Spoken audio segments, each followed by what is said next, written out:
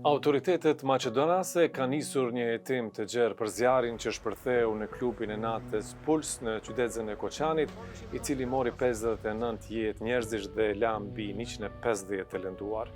Sipas prokurorisë, shkëndijat nga mjetet piroteknike ndezën qatin duke shkaktuar një përhapje të shpejtë të flakëve.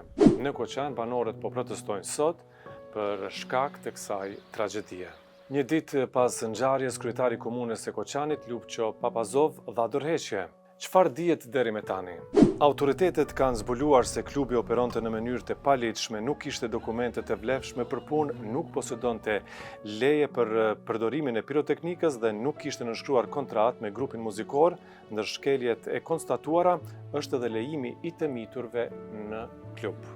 Ministri i Shëndetësisë Arben Taravari në një konferencë për shtyp njoftoi se pacientët e lënduar nga zjarri në Koçan janë në gjendje të përgjithshme stabile, por 20 prej tyre mbeten në gjendje kritike.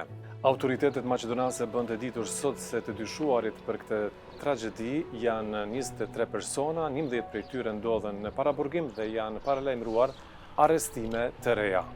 Po ashtu është bërë ditur se deri tani është kryer autopsia e rreth 15 viktimave. Zjarri ndodhi në orët e para të mëngjesit të së dielës me 16 mars gjatë një koncerti të grupit ADN ku ishin të pranishëm rreth 500 persona. Mes viktimave 31 janë nga Koçani dhe 4 nga Shtipi. Në mesin e tyre ndodhet edhe një i mitur dhe një zyrtar policor. Më shumë se 155 të plagosur po trajtohen kryesisht në Shkup, ndërsa mbi 50 janë dërguar për trajtim jashtë vendit, përfshirë Serbinë, Bullgarinë dhe Greqinë. Maqedonia e Veriut ka shpallur një javë zije kombëtare pas tragjedisë.